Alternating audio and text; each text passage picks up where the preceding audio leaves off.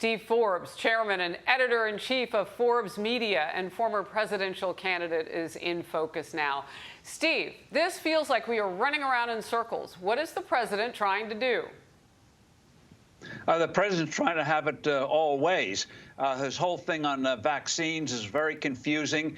People don't like the coercion part of it, and it is leading to people getting fired. Here we have health workers being laid off at a time when there's a shortage of them. Airlines, same thing. And so the Delta variant, that hurt in September, and this vaccine mandate's also going to hurt. What comes out of this jobs report is what's amazing is how the economy is just raring to go if these artificial barriers are removed.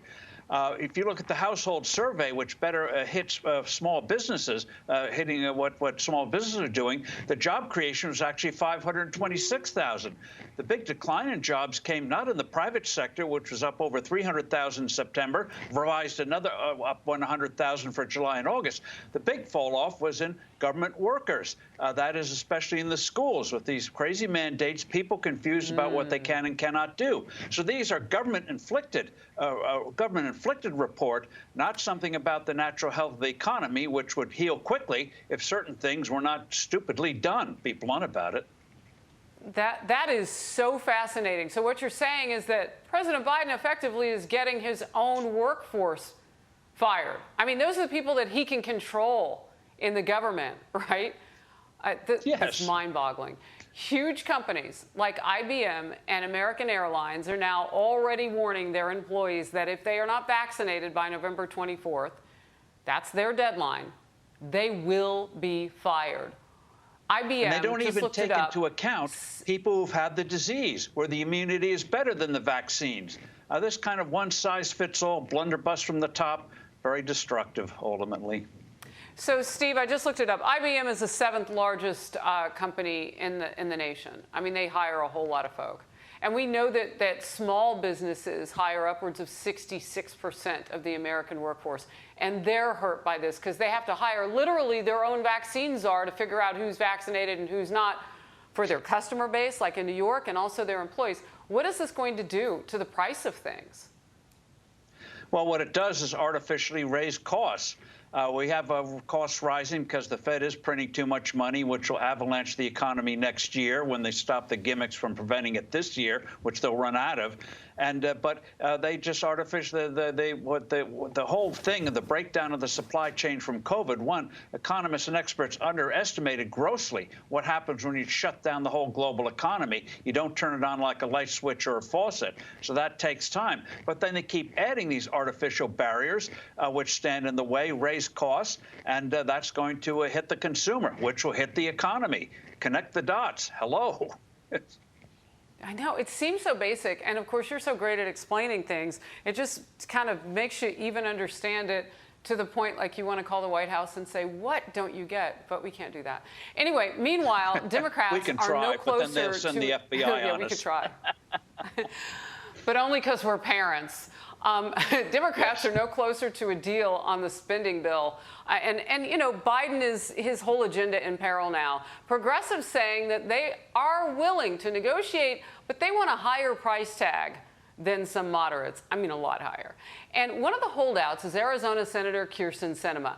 We've seen her harassed all over the place. The bathroom, the plane. It happened again. Congresswoman?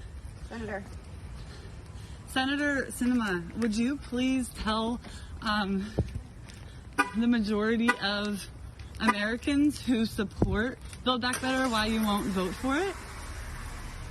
Who are you going to leave behind? Seniors who need health care, folks who need housing, the climate crisis, who are you going to leave behind, Senator? She did correct her title. She's earned it. She's a senator, Steve. Yes, she is a senator, and so far a very courageous one under intense pressure. What she and Senator Manchin recognize, it's not just the top-line number. As we know, we can manipulate that. You can take in 10 years of estimated tax revenues and only have 5 years of spending, saying everything will expire in 3 to 5 years, so what's your problem? People are onto that game. Also, they're going to try to fob off costs on paper to the states to make that number look even lower. The key thing is what you're putting into that bill. massive new entitlements, which you never get rid of, which will undermine various parts of the American economy and leave behind millions of people, as Lincoln put it, who want to improve their lot in life because there'll be less opportunity. So this bill is going to harm fundamentally change the American whole economic system and social system, and there's very little debate on it. You want free community college. Ask, why are college costs going up so much higher than the rate of inflation? Because of administrative bloat. Why don't they address that? These are all issues that deserve debate and discussion instead of trying to ram it through in one grand bill that fundamentally turns America upside down, and we're not supposed to say anything about it. And the police powers for the IRS, very, very ominous. Everything you do is now going to be on the purview of IRS agents. No, it's true. And I said this week, I mean, if the DOJ sicks the FBI on parents, I mean, that's two lanes of intimidation that you have for most Americans, the IRS and now potentially the FBI's new focus on parents. You said something that was so true and so jarring. I want to make sure people get it on our way out, Steve.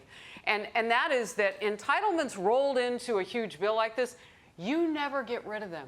Because no matter what you do, you don't redline them in an executive order.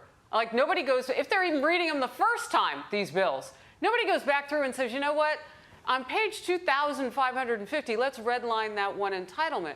You are so right about that. They become permanent. Steve Forbes, thank you for being in focus today. Thank you.